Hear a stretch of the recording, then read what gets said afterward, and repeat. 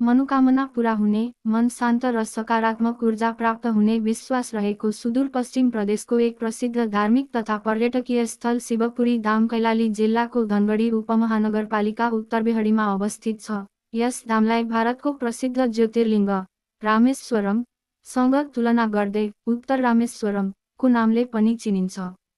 यो धाम शिवपुरी वनसँगै जोडिएको र स्थानीयवासी तथा भक्तजनहरूको सक्रियतामा यसलाई एक व्यवस्थित धार्मिक गन्तव्यका रूपमा विकास गरिएको छ। यहाँ 108 फिट अग्लो शिवलिङ्ग स्थापना गरिएको छ, जुन यस धामको मुख्य आकर्षण हो।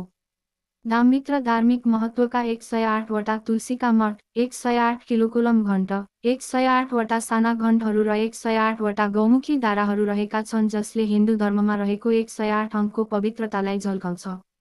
यो परिसरभित्र नेपाल माताको मन्दिर, यज्ञ मण्डप र विभिन्न देवताहरू सूर्यनारायण, मुक्तिनाथ, गणेश, उग्रतारा आदिका मन्दिरहरू पनि रहेका छन्। यहाँ साउन महिनाको प्रत्येक सोमबार, शिवरात्रि र तीज पर्वहरूमा श्रद्धालु तथा भक्तजनहरूको ठुलो घुइँचो लाग्ने गर्दछ।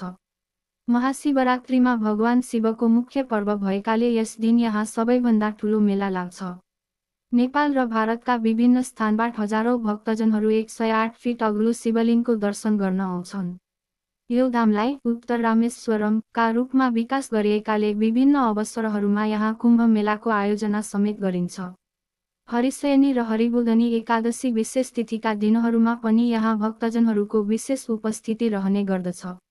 बिहानको समय दर्शन र पूजाका लागि शान्त हुन्छ भने बेलुका यहाँ हुने सन्ध्या आरती निकै मनमोहक र आध्यात्मिक रूपमा शान्ति दिने खालको हुन्छ।